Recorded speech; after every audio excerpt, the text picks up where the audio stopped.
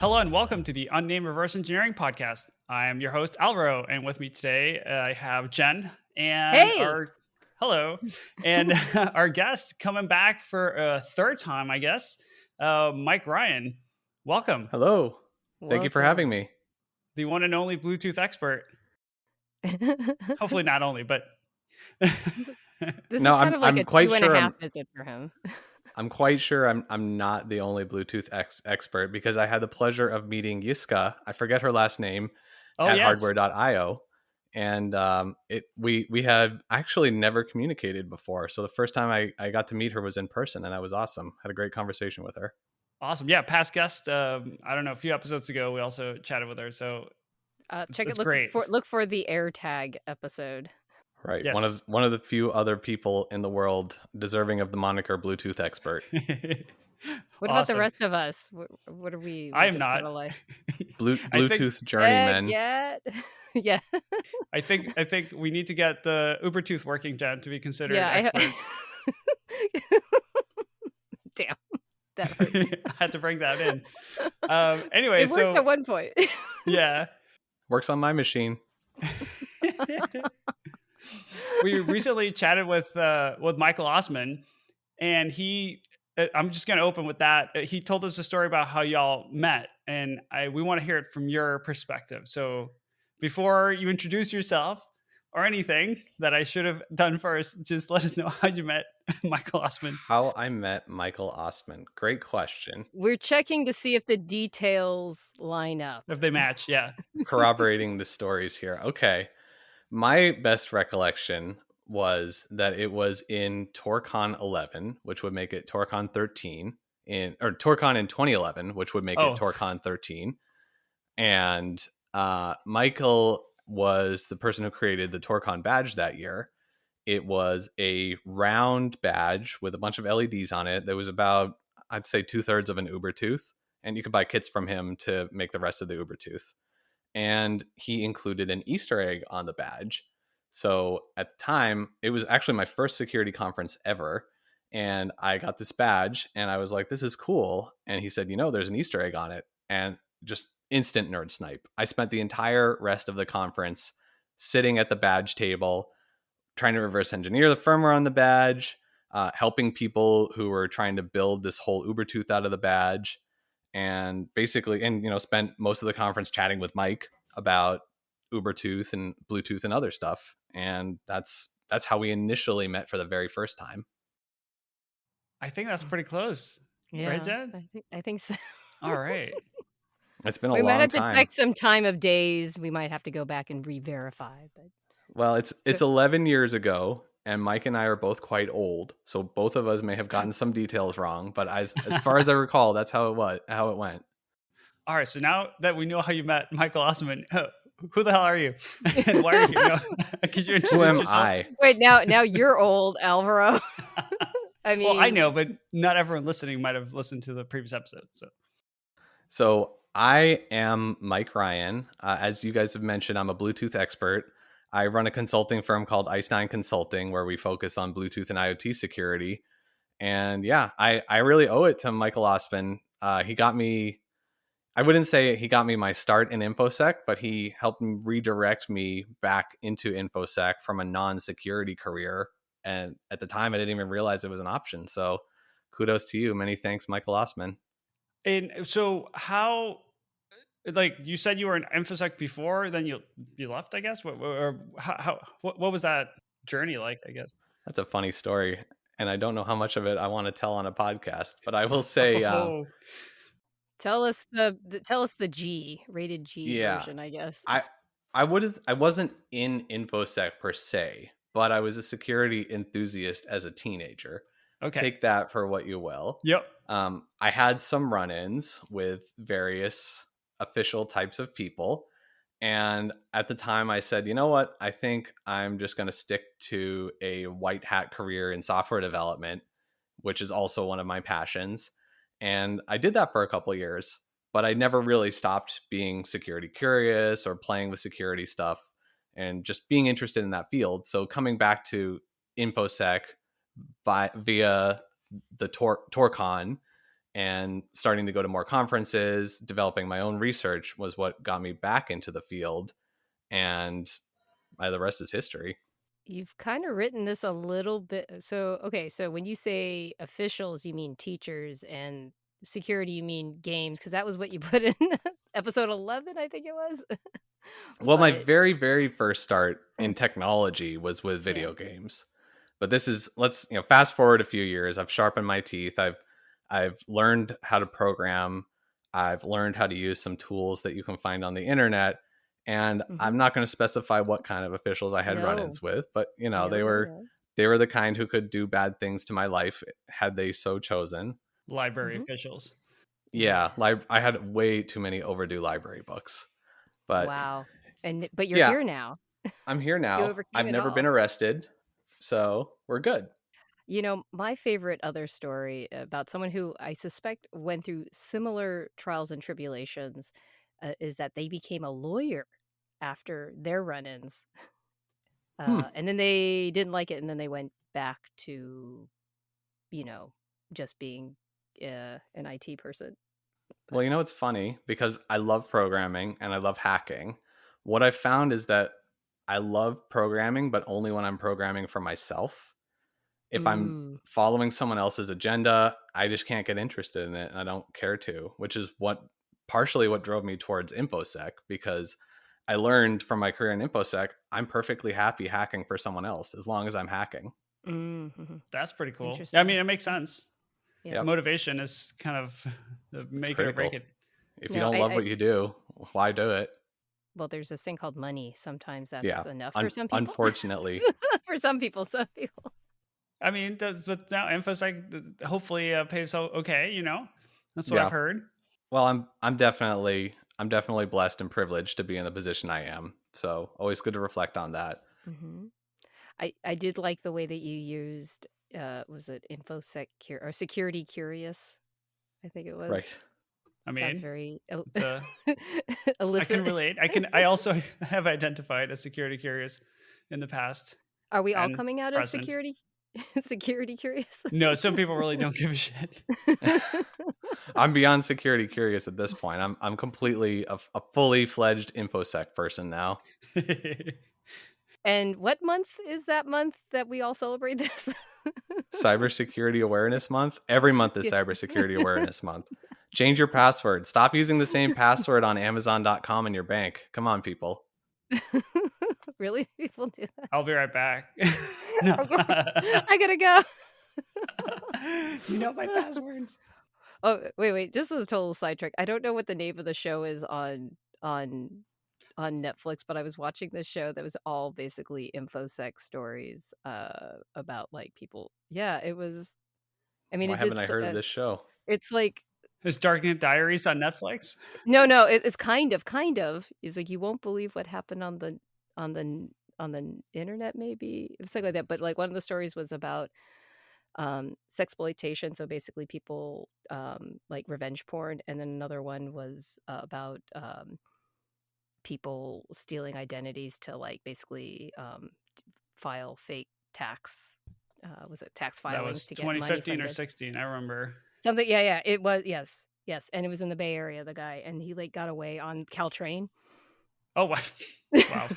His And then getaway vehicle was a Caltrain.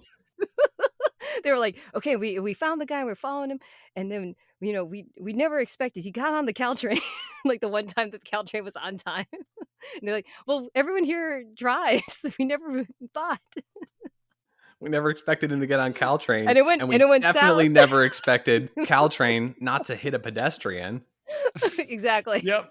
I mean, Or a car not to get stuck on. on the tracks or the Caltrain to hit the vehicles installing the overhead power lines for the Caltrain. Yep. Yep. Yeah, somehow it worked very smoothly that night. I will say I am a big fan of Caltrain. I just want to put that out there, but they have a lot of issues. I love I've just used Caltrain. them. Yeah. I like Caltrain, except I wish it ran past midnight every frickin' night. I think the Like a I think we regular lost station. Jen. Jen is gone. Train, gone. The Caltrain people got to her. Seamoth. I like Caltrain, Seamoth wants to except know Joint Peninsula. Yeah, the Joint Peninsula Powers Board wants to know your location. Oh, let me reach out on yeah, because Hello. all right, I'm gonna stop the recording until she joins up. Hello. Yeah, she's back. Hello. Hey, Yeah, we can hear you. I don't know what the hell just happened there. All right, we're recording again, and we were talking about Caltrain. We could probably stop talking about trains. Well, we should definitely stop talking about Caltrain because the last time we did, JPBX took out a coordinated strike against Jen. Yeah, and is Jen even back now? Did she drop again? Yes. You shouldn't say Caltrain. Oh, this is too good. All right.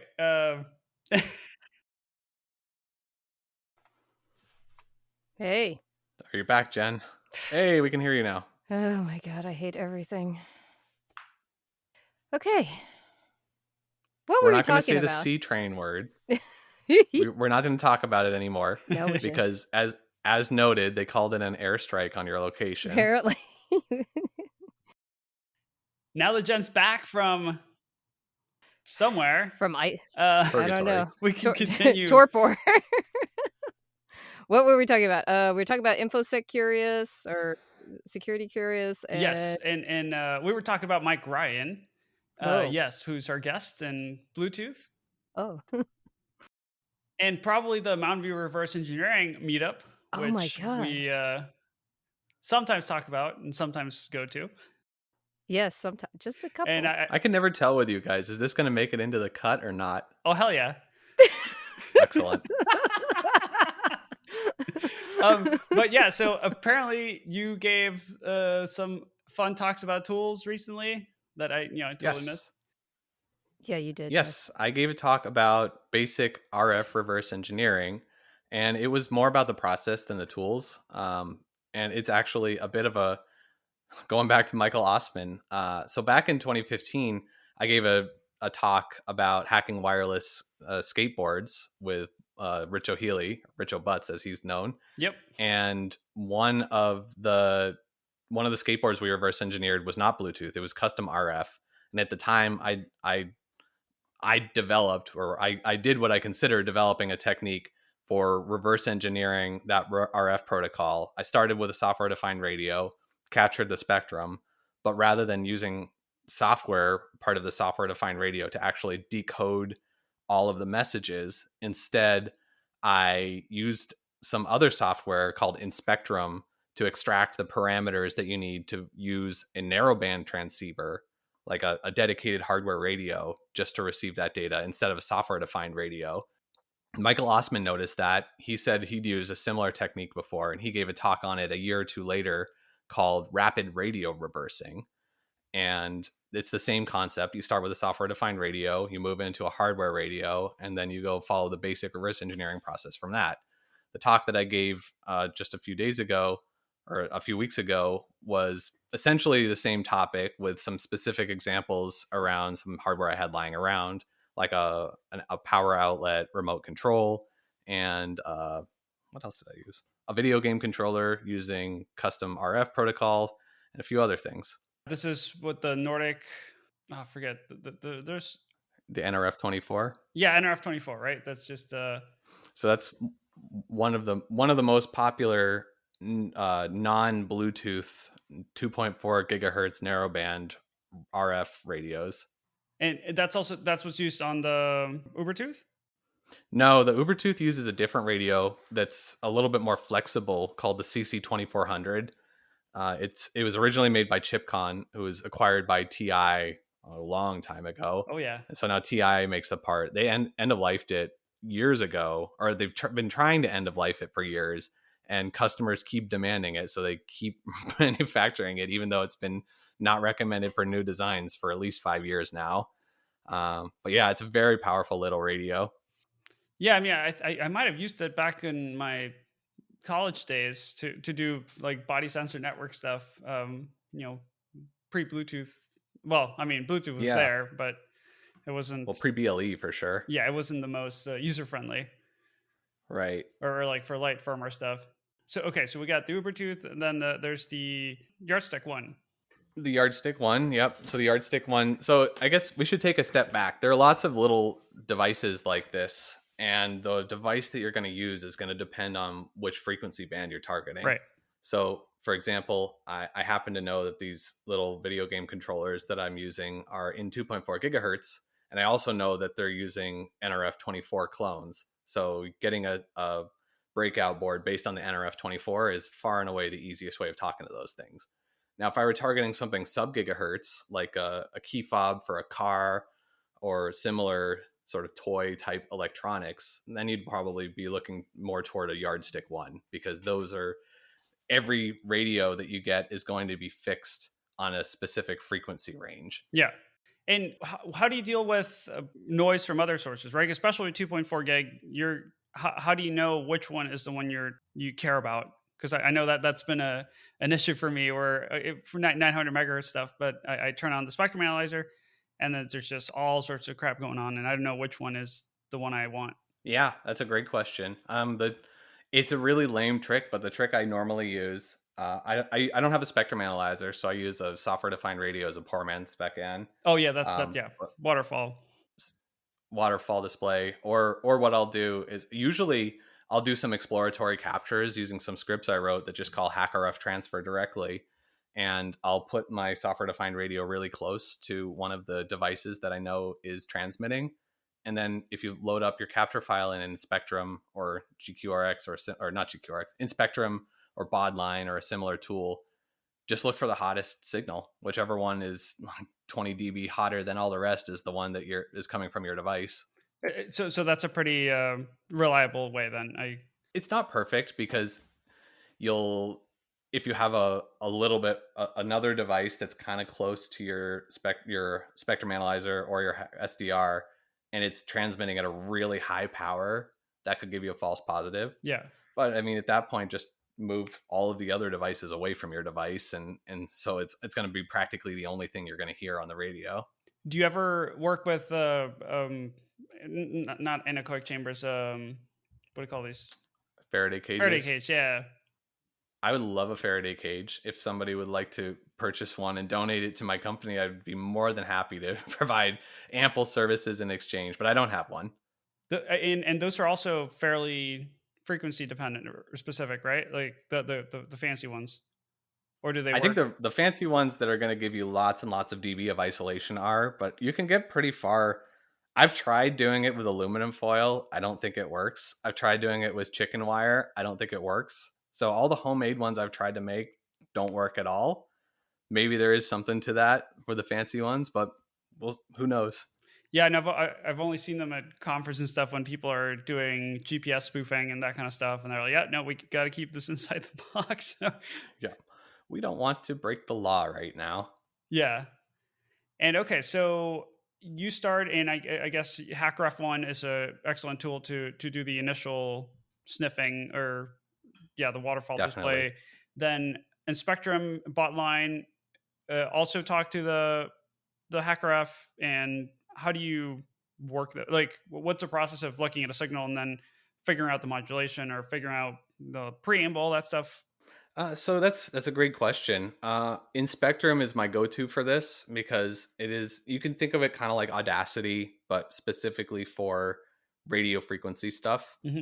And when you look at it, it's tough because this is a podcast. This is the part where I would love to have visuals for you. Yeah.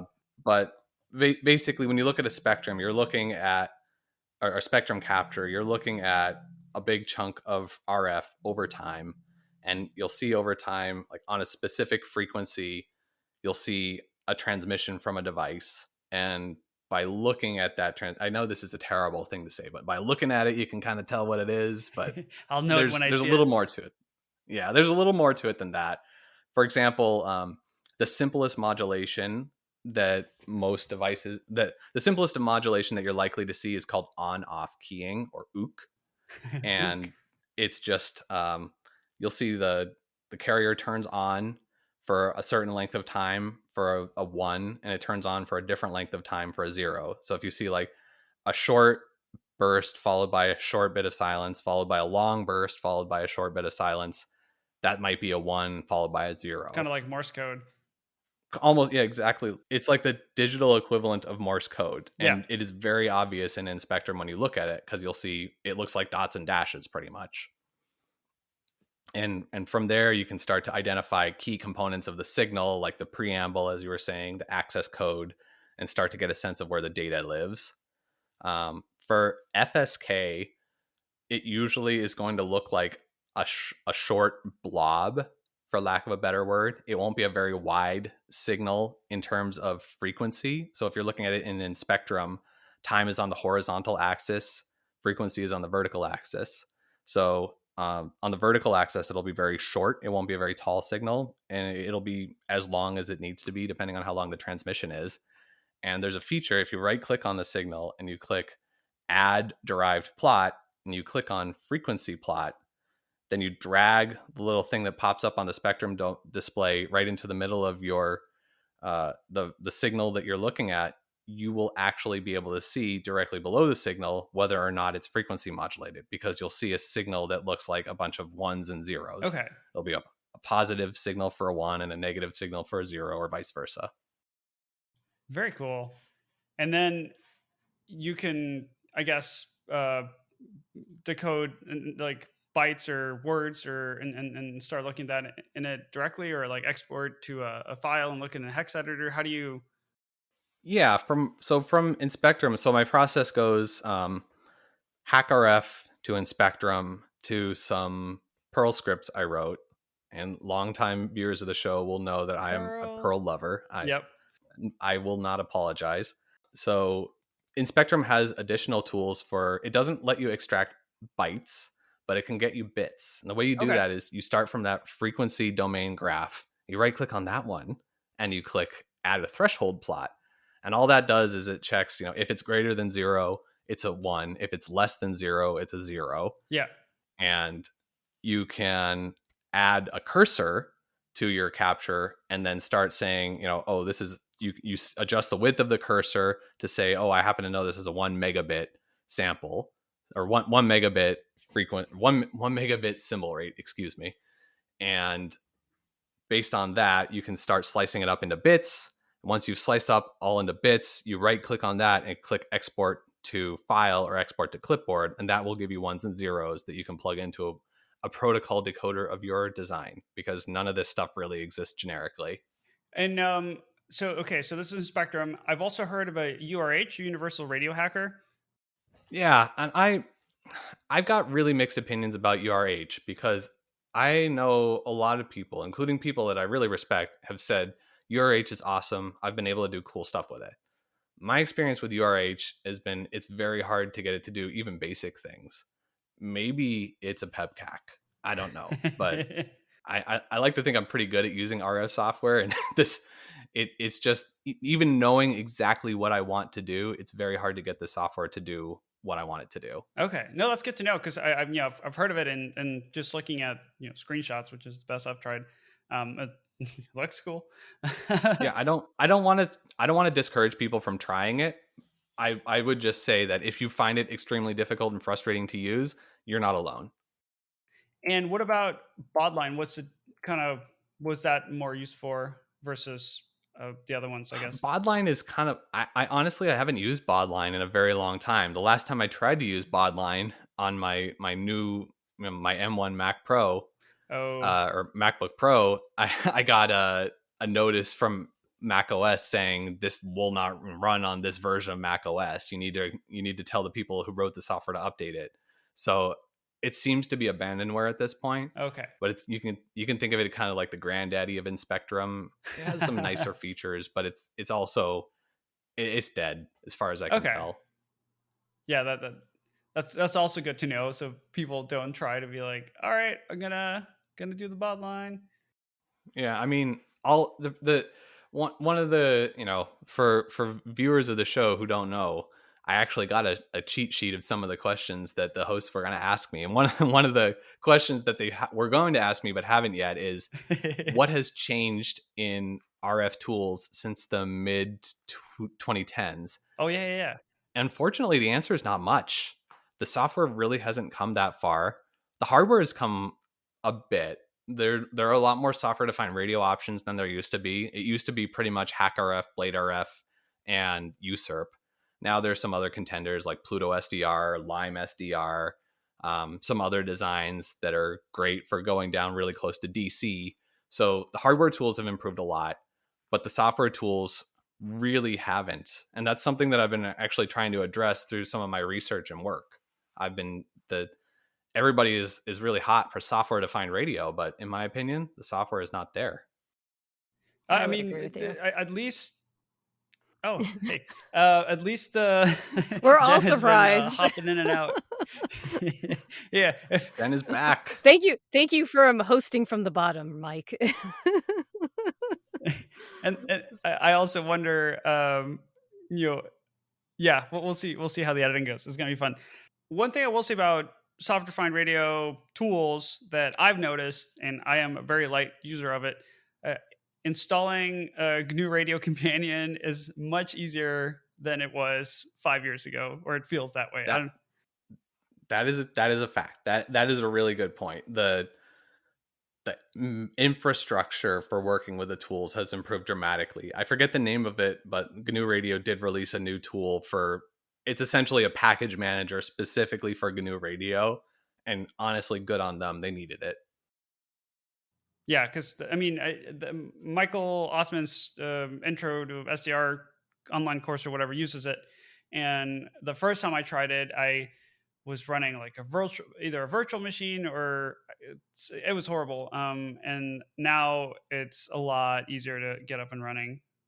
Yeah, although I will say, the last time I used GNU Radio, I still did use it inside a virtual machine because it just wasn't going for me on an M1 Mac. I kind of going back to the M1 versus all the other software in the world. This is basically the problem that audio people have, and why most audio engineers never update their Mac, because they don't know whether all their software and whatnot in the audio world will be pulled forward. It sounds like you're hitting the same issue. Yeah, well, I can say, I know this is an M1, or this is a reverse engineering podcast, but I will say my one major pain point with M1 so far has been virtualization. I just want to spin up a Linux virtual machine, and you wouldn't have no idea how many yaks I had to shave to get there. No, dude, tell us about all the yaks that we had to procure and then shave around them. And did you knit fabulous, I guess, yak sweaters, capes? I don't know. I'll just summarize it as this. It took me about 2 days to get a basic Ubuntu install working reliably. Wow. And it was so hard and so finicky that I took a snapshot of it, and I've not tried to create one since. I just keep cloning that snapshot. And now you understand where I am on the other thing. Yep. And I don't have an M1. So M1 is great. Yeah, look, M1 is great. It's awesome. I love it. But it's still early adopter phase for some folks. I'm using it now most days at work for embedded stuff, and most things just work. USB sometimes just stops and I have to restart, but otherwise it hasn't been totally painful. With or without you closing the lid, does the USB stop working? I've never had any USB problems. I'll just say I had this issue on the 2016 MacBook Pros, where this is the latest. I understood, but it's been I've noticed this across like a wide range. Like the USB response on MacBook Pros seems to be all over the place when you close the lid. Like, it's kind of a crapshoot whether the USB will come back or not. And welcome back to the Tech Support Podcast. Are you support curious? Send us your M1 questions. This is the content they were asking for. They were looking Well, for they're the gonna ask popular now, like, science for "Please, not hackers and this." reverse engineers, but what they got were, a bunch of old people griping about, like, technology. And trains. Oh Don't say trains. We don't want to drop her again. Yes. Oh, wow. Uh, all right, so we covered, using SDRs and some tools to look for signals, then using awesome, badass Perl scripts to decode the bits. I Then said no such thing. I did not describe them as awesome or badass. I simply described them as Yeah. Perl scripts. I was gonna say, I'm like, I give him so much grief for this Perl script because, like, basically you always have to start from scratch every freaking time, and nobody else can understand what the hell's going on. I'll leave it at that. but it works, right? Works for me. Yeah. So now that you have the Perl scripts, you I guess figure out the packet structure, I guess, or do you already know that ahead of time? That's going to vary depending a lot on your protocol. Or you can get pretty far with a lot of devices. If you look on the back or the side, there's oftentimes an FCC ID. If you go online, there are a lot of places you can do it. My favorite is fcc.io/ and you type in the FCC ID. It'll take you directly to the FCC filing page. Most of the time, you can find out what frequency band it's using. So that'll immediately tell you where to start looking. Mhm. And then a lot of times, for like there's some things that are just very common. For example, in 2.4 gigahertz, if it's not Bluetooth, I would say there's about an 80% chance that it's going to be NRF24 compatible. So just looking at the data sheet for the NRF24 will give you a totally describes the over the air format of the data. Yeah. And you'll be able to just directly tell, okay, yeah, this is probably NRF24. The other thing that gives away NRF24 is that there's an extra bit. Instead of having an 8-bit packet header, it has a 9-bit packet header. So everything else is aligned to an 8-bit boundary except for that. So if you're slicing things up in Spectrum and you're like, oh, 81 bits, that's probably NRF24. Actually, I think the little quadcopters that I reversed a long time ago were using the NRF24 clone. Yep. But 80% chance, like I said. and so my approach was very different. I poked at the spy lines connecting the radio to the microcontroller, and I looked at that. How often do you do that versus just looking at the spec, like the radio? Honestly, SDR is kind of my golden hammer at this point. I Okay. used to definitely approach things the way that you did. Um, we tried to do that for some of the skateboards back in 2015.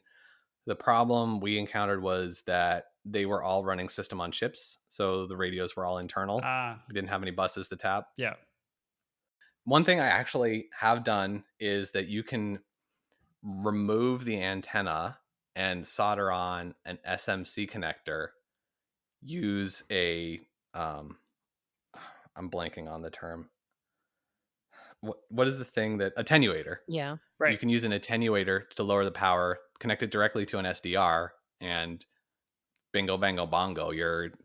There's no question that you're receiving the correct signal. Right. And and you can confirm it's gonna be completely error-free. You don't have to go like, "Oh, it's 81 bits, but maybe Yep. one dropped." I mean, this will work on when it doesn't expect a response, I guess, right? If it's just broadcasting, but if it's expecting an actual handshake or something, you'll have to Aha. provide that But let too. me tell you, you can also use an RF splitter in that case. And the RF splitter has a bonus feature. So basically, if you think of your RF splitter as a T, you've got one input on one side, two inputs on the other side, or Yeah. two outputs on the other side. You plug your device into the one input, you plug your SDR into one of the outputs, you plug the other device into the other output, and there is not perfect isolation between the two output ports. I think there's about 50 or 60 dB. So you'll still see the communication. So what will effectively happen is you'll have two-way communication between the two devices and a port on which that you're listening, when you can tell apart the devices because one is going to be really hot and the other is going to be 60 dB lower. So Oh. so it's I mean, it's like a super controlled man in the middle situation. Yes. Yep. And I've done this when debugging This was not for a reverse engineering project. This was for a development project. We had a radio from Mm-hmm. Nordic and a radio that was a clone, and they could not communicate with each other. We were ruling out everything, and the last thing that we wanted to rule out was that there was some sort of background noise affecting it. Well, we got rid of the background noise by using this very controlled, physically wired connection, and still were not able to Hmm. communicate. So we knew it was a hardware problem with the second radio. How'd you fix it? Just replace the radio? Yep. Okay. Don't buy cheap Chinese knockoffs. Wait. So was it to that specific unit, or was it for that specific design? It was a design where we had a all of the devices were using NRF24 Uh-huh. compatible clones, but one of the clones was unable to talk to some subset of devices. And we were trying to use the clone in our design. What we ended up doing was just going with the name brand part, the Nordic part. Which still means you're sole source for manufacturing, but On the plus side, Nordic has been really great about actually delivering chips during this shortage. That's good to know. so what you're telling us is that everyone should go buy Nordic chips right now and then sell them on the black market when they can't get any more? I'm just thinking about ways to make money very fast and legally. I don't know because I think there's a lot more money in the clones because most the system on chip clones were able to talk just fine to all the other parts. So I think those are still pretty popular. So, last question, I guess, in this area is how do you deal with frequency hopping? Great question. So the simple answer is capture as wide a spectrum as your SDR Mhm. supports, and then try to figure out the frequency hopping pattern from first principles. I did that on one of the skateboards back in 2015. Luckily it was a very simple hopping pattern. It just hopped between Yep. six channels in a fixed Oh. order, and I mean this kind of goes back to some discussions that I know some people have had around things like fuzzing. I know Natalie gave a talk on WebRTC Mhm. fuzzing, Yeah. and she described a very simple fuzzer that she called Fred that only just flipped random bytes, and she was able to find some great bugs with Fred.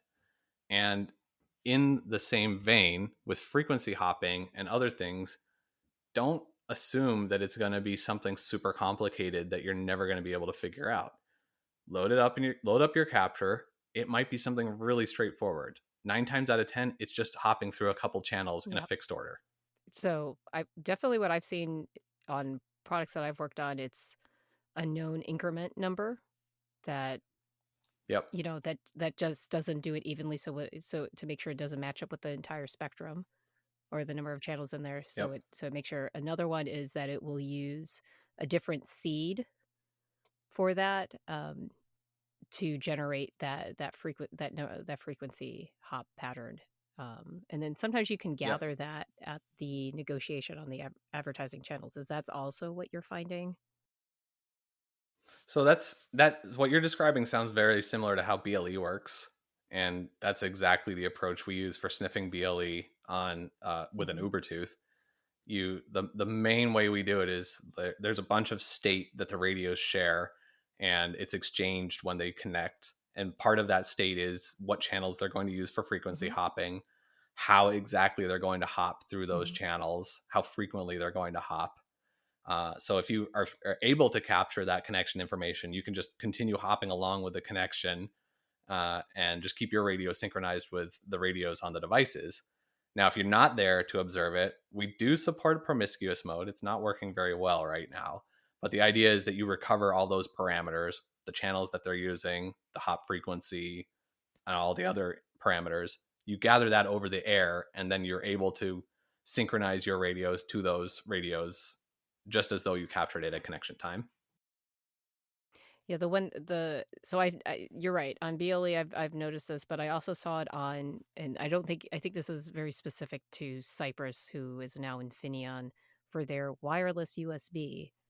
They also use kind of a similar thing. Oh, I've never heard of wireless USB. Now I need to Oh, look into this. well, let's talk after. I don't even know if those chips Yeah. still exist, but they were found in a lot of mice, and keyboards in 2010. Oh, are these like the 25 megahertz RF chips I don't remember if they're 25 meg. from like the late 90s, I early don't think so, 2000s? All the but wireless, like, they were oh, definitely okay. 8051 core with the radio in there. I will look it up for you because I do have these products at my home. Yeah, very interested. Where were we? Yeah, so we talked about hopping, and then the next question I think we have on the list is what are some of the roadblocks, or what are things you would recommend people to do so you can't do what you're doing? What? Wait, did I write this? For What kind of security controls can you put in place to make RF hacking harder? yeah, My number one piece of advice is don't invent your own RF protocol. Use something like BLE if you can, because they implement things much better than you will. In yeah. theory. Uh, if if you're insistent on implementing your own RF protocol, I don't consider things like frequency hopping to be a security control. It makes it a little bit harder to sniff, but realistically, like, software defined radios that can capture, for example, all 80 megahertz of the 2.4 gigahertz spectrum are just coming down in price. They used to be like $20,000. Now they're like $5,000. And pretty soon they're going to be consumer devices, I think. So frequency hopping is not a security control. Well, If you're trying to build, I mean, the only control, it depends really on what you're trying to do. Like if you're trying to control a quadcopter, you probably care more about being jammed than you care about the secrecy of the data that's getting transmitted. yeah, I was just gonna say, like, frequency hopping, in most cases that I've experienced, the frequency hopping is because you weren't able to communicate X number of tries, and you just go, "Okay, we're jumping to the next one, meet me." And everyone just knows where to go. Right. Yeah. Also compliance. Yep. Yeah, you have to frequency hop. Yeah. In this day and age where there's so many wireless devices in one area, in that bandwidth, you have to be able to do that effectively, quickly, rationally. Yep. And I guess my first piece of advice is don't do it. My second piece of advice, I hate to be a shill, hire me to review your protocol, because Yeah. I look at these things all the time and I can point out for your specific use case what exactly makes Now, sense. if you're not available, who I'm not let's just available. All right. say. Well, I mean, it's all the basic stuff, right? Use encryption, use a secure key exchange, or hell, don't even use a secure key exchange. Use a crappy key exchange, but and accept the risk, but still use encryption for the rest of your Mhm. Yeah. communication. Yeah. Yeah. So if someone misses that initial exchange, it's Yeah. useless. Right. But it's again, there's, as soon as you start diving down this rabbit hole, there's so many problems that you can run into. Like, okay, so now you've got this key exchange. How do you handle a case where two devices have lost their keys and they need to Yeah. repair? If you're going to do it automatically, how do you prevent a bad guy from forcing you to go into that automatic pairing mode? That's what Wi-Fi It's did, right? To well, some of the web breaking Yeah. things. Oh no, that was deauthing to force. yeah, there are Wi-Fi deauth attacks, which could, what exactly what you're saying, right? Is the client re-authenticates, does the key exchange again, and you can capture everything you need to crack it. So don't do that. Don't Okay, do that. Yeah, are there specifics that you should do? Are there specifics that you should do? use Bluetooth. I mean, I can't give specifics because it's just so So It dependent depends. on the it's just so product. dependent on the application, right? I mean, really, just use Bluetooth. Well, That's okay, my okay, let's advice. clarify. When you say use Bluetooth, do you mean even for a very low power device, use the whole Bluetooth stack or just stick with the BLE stack? Okay. BLE. I mean, Yeah. for that case, BLE makes a ton of sense. Have you, by any chance, used the long range version of BLE? What constitutes that? I haven't done the long range, so it's not, it's called the coded Mm. PHY. Yeah. I haven't used it. I've read quite a bit about it in the spec. It looks really Is this fascinating. in 5 or is it in a forthcoming update? It's That's already already out. up. Yeah, this has been around since I think 5.0 or Okay. 5.1. Yeah, they introduced it at the same time that they introduced the 2 megabit PHY, which obviously increases the data speed from the 1 megabit PHY. Mhm. Yeah. So it's just lower speed, more reliable, I guess, right? Yep. The coded. Correct. Yeah, and I've looked at it. I know a lot of the Nordic chips support it now, but I've never actually used it. Yeah, the NRF52 series has support for it. I believe iPhones have support for it as well. Oh, nice. But you probably have Yeah. to negotiate up to it, right? I don't know if you can just start, or can you? I wonder. I actually can't recall off the top of my head what the connection establishment procedure is for the alternative PHYs. Well, I guess here's a question Anyway, that I have. It's been a while since I've looked at the BLE spec.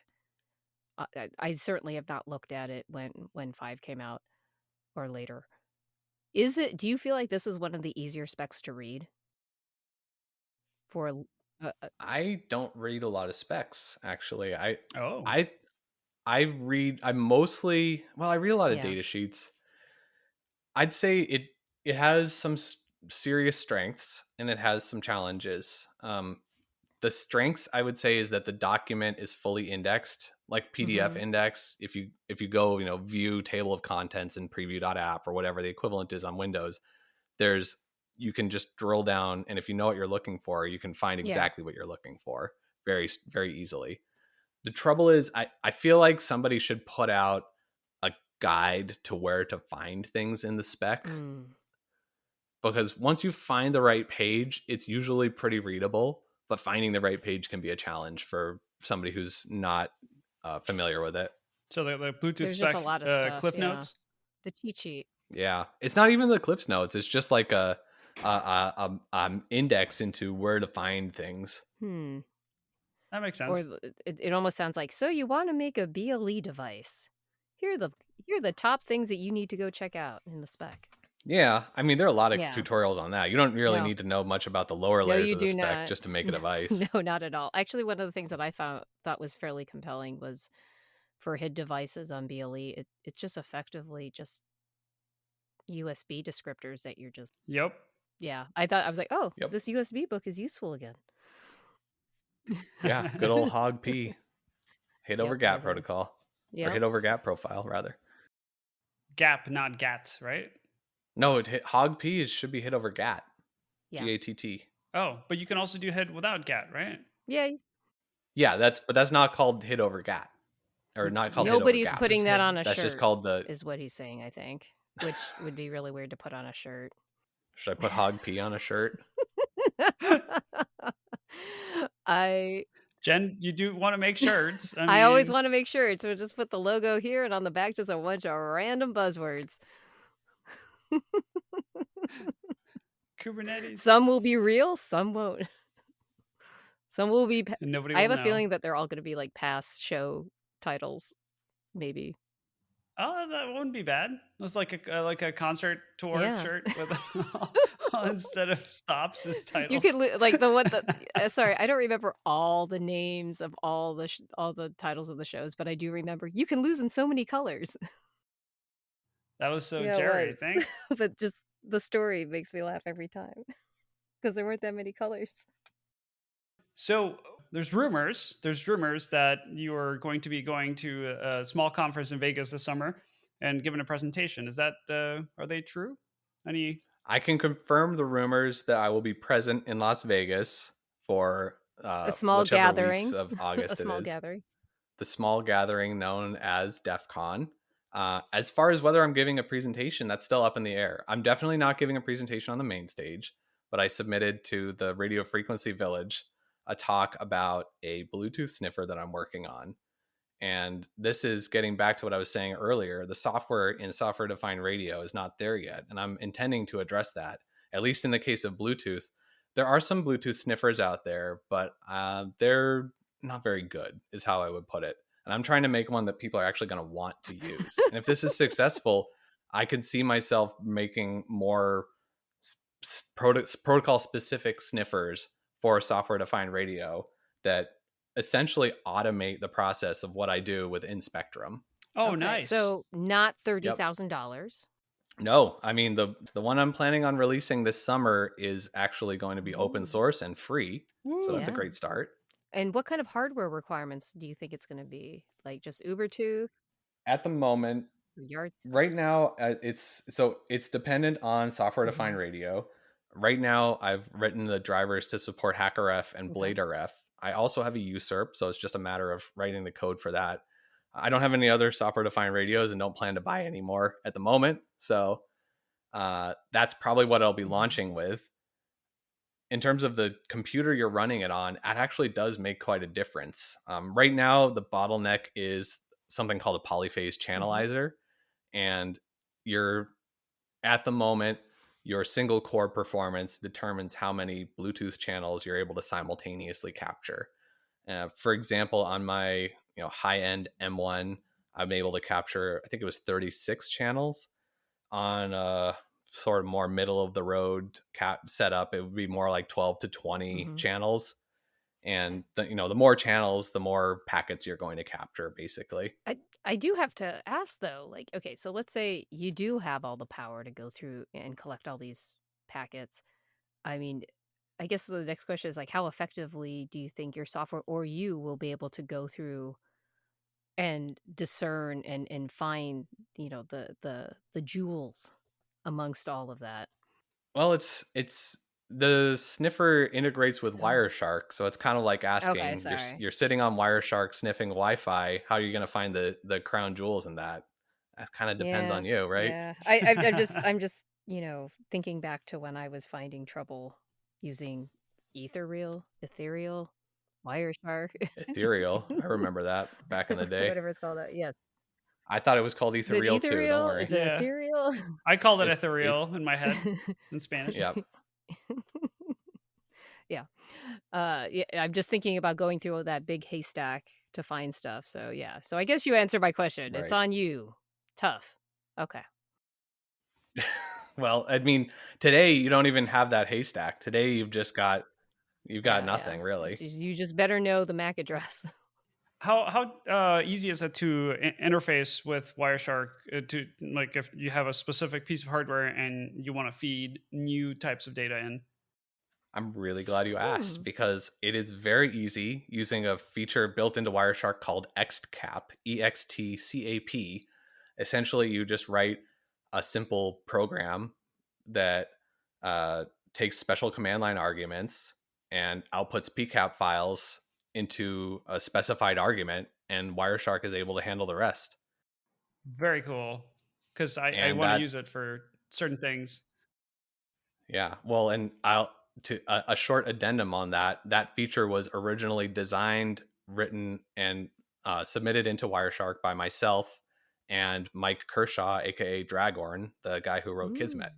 What? Wow. Yep, some work that we did almost 10 years ago now.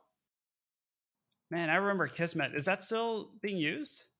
Oh, Kismet, he updated it considerably. If your understanding or recollection of Kismet is a crappy console program Yeah. that yeah, oh no, it's got a flashy web interface now. It supports tons of new hardware. It's really come a long way. I highly recommend checking out the new Kismet if you've ever used it in the past. Yeah, I mean it's probably been 15 years. Yeah, something like in college, I guess. Yep. So cool. I remember Kismet. Awesome. All right, so then okay, we got SDRs, we got Kismet, we got Wireshark. That's I mean that's everything I've got, Jen. I don't know what if Now, I have a bonus question, which we can cut from the show. Did you look at this? I love this bonus question. Did you know that you're not the only famous Mike Ryan? So I am not above admitting that I am vain enough to Google myself. So I'm well aware of a handful of other Mike Ryans who I would like to highlight. You have helpfully brought up the famous serial killer Mike Ryan.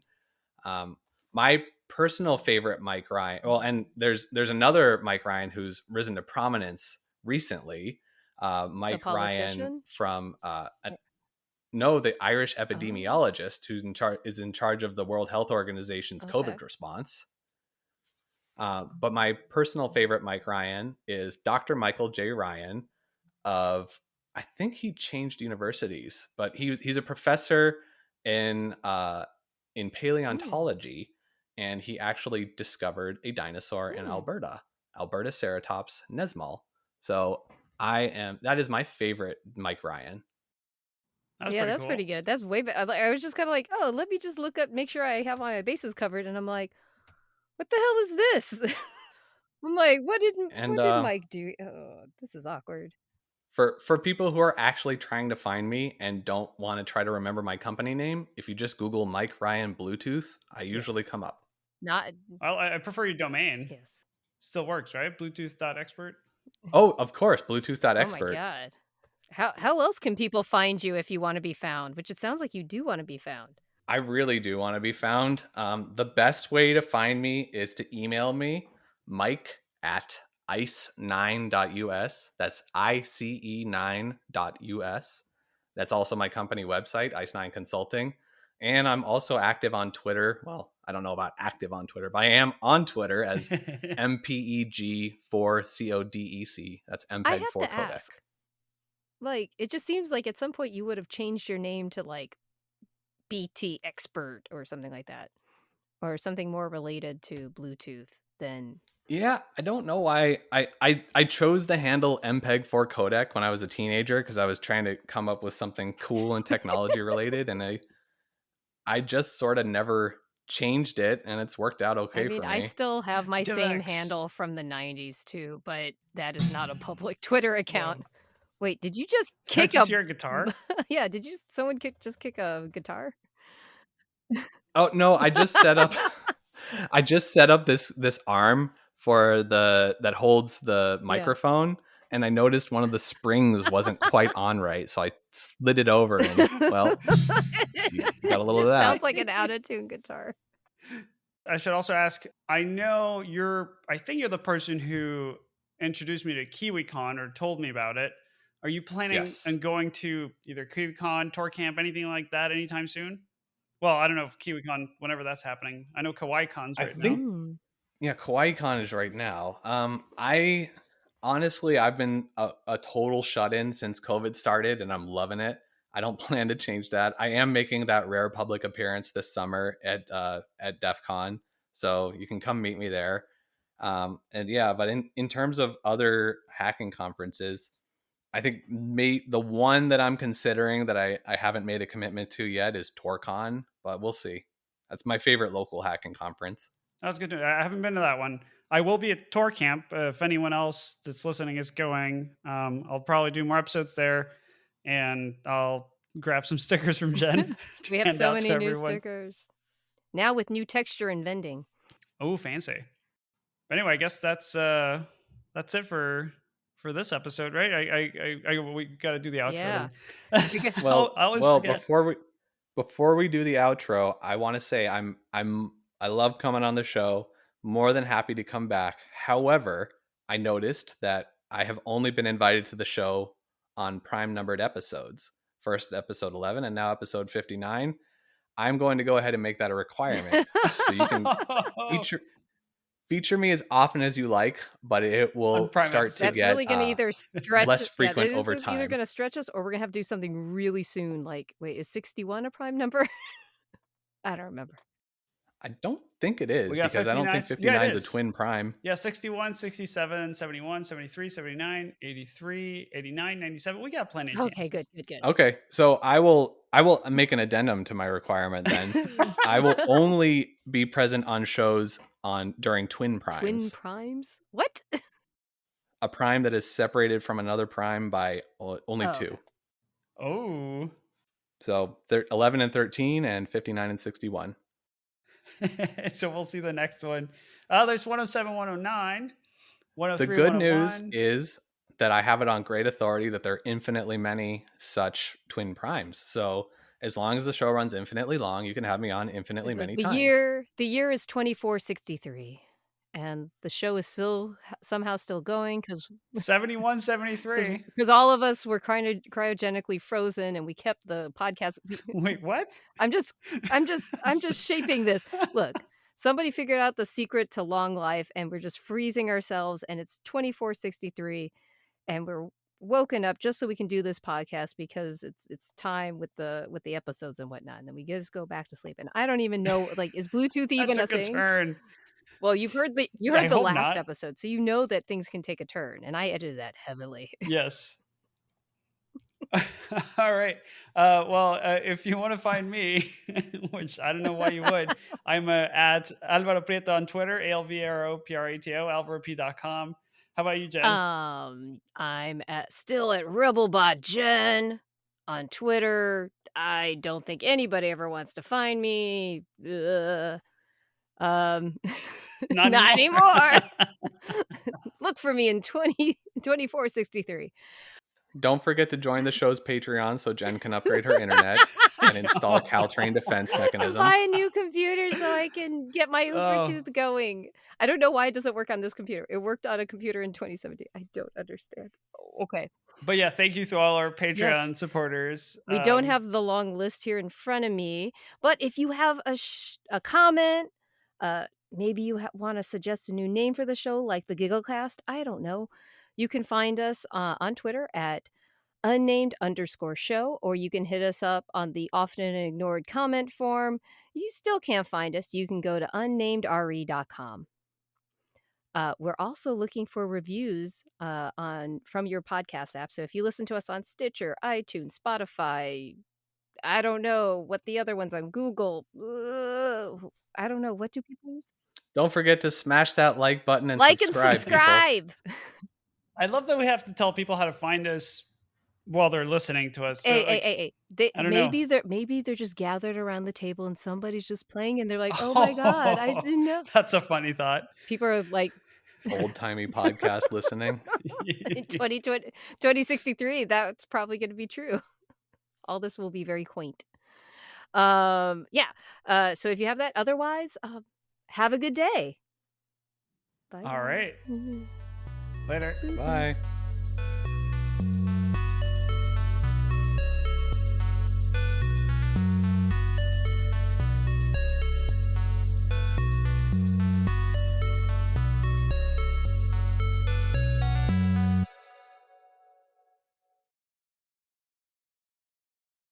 Unless you're doing like industrial music, like then you